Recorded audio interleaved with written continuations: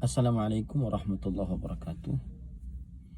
Mau tanya Ustadz, bagaimana tata cara dan syarat rujuk setelah talak satu? Jazakallahu khairan. Waalaikumsalam warahmatullahi wabarakatuh. Wa jazakillahu khairan atas pertanyaannya. Semoga keluarga kita senantiasa selalu dijaga oleh Allah Subhanahu wa taala. Adapun jawabannya kita rinci ya. Yang pertama, untuk suami, syarat untuk suami merujuk adalah dia muslim, baligh, berakal, dan karena pilihan sendiri. Muslim, baligh, berakal, dan karena pilihan sendiri. Kemudian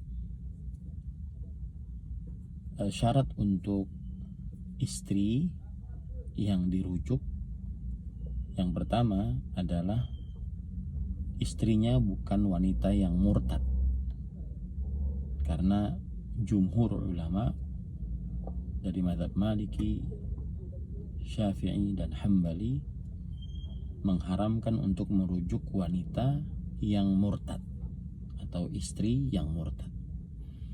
Syarat yang kedua yaitu talaknya tidak lebih dari 3. Talaknya tidak lebih dari 3, atau talaknya kurang dari 3, entah itu talak pertama atau talak kedua. Hal ini berdasarkan surat Al-Baqarah.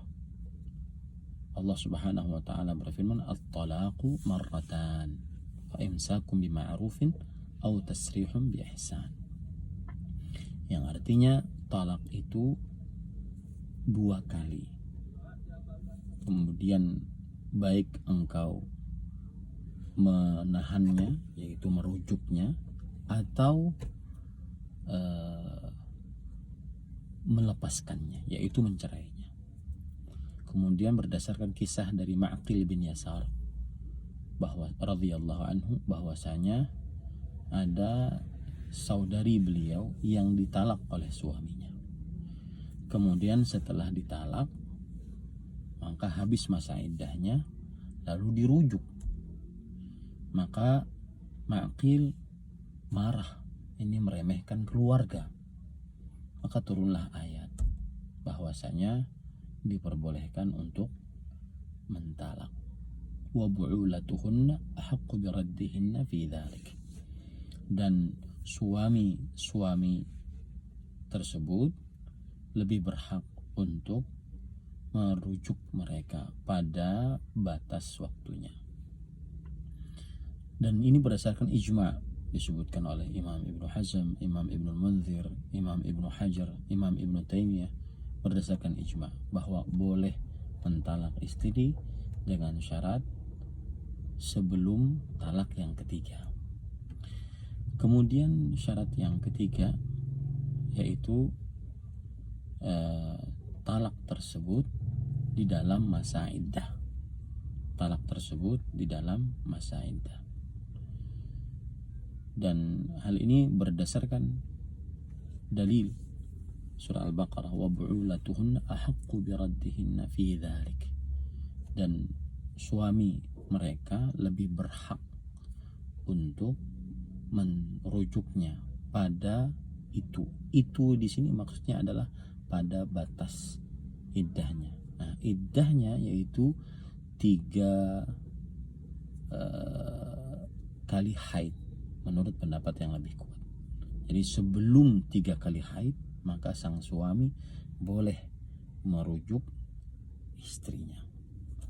Kemudian yang keempat, syaratnya adalah yaitu seorang istri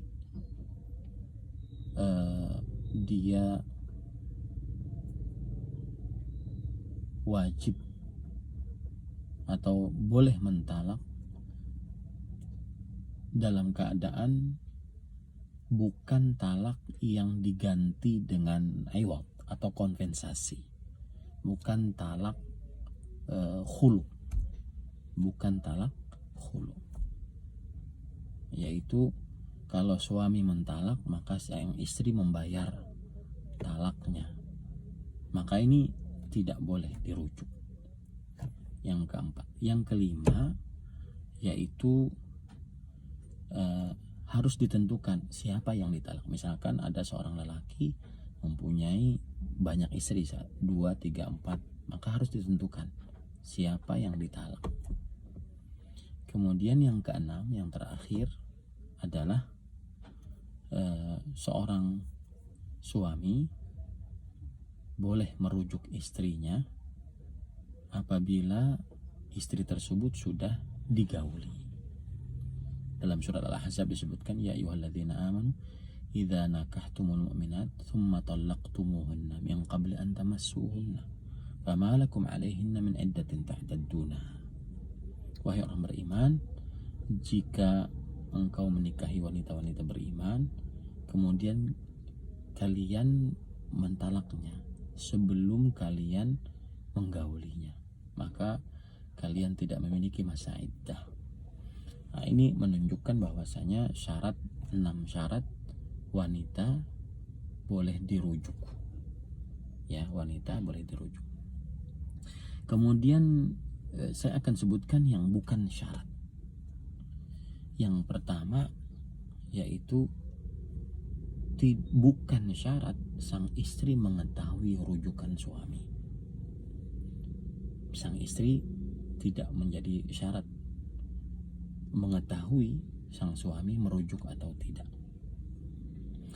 Kemudian yang kedua, tidak harus adanya wali dari perempuan.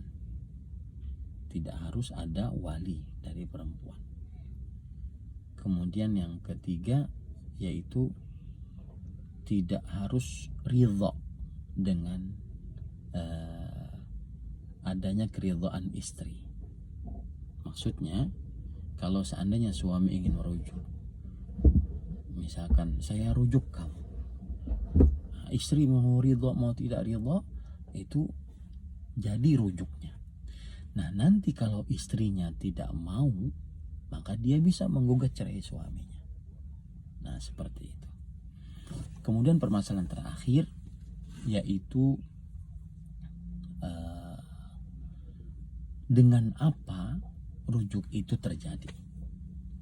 Maka para ulama bersepakat rujuk terjadi dengan ucapan. Ini sepakat para ulama. Misalkan ada seorang suami mengatakan kepada istrinya yang dia talak dengan syarat-syarat tadi bahwa saya rujuk kamu, maka terjadi rujuk.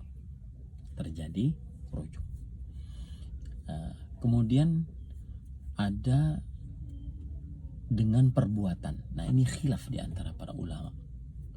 Apakah dengan perbuatan terjadi atau tidak rujuk tersebut? Seperti misalkan seorang suami memberikan belayannya kepada istrinya, bahkan mungkin menggauli istrinya, maka pendapat yang lebih kuat wallahu alam bahwa dengan menggauli istri maka terjadi rujuk, karena seseorang tidak akan menggauli istrinya yang setelah dia cerai kecuali karena dia ingin kembali kepada istrinya tersebut.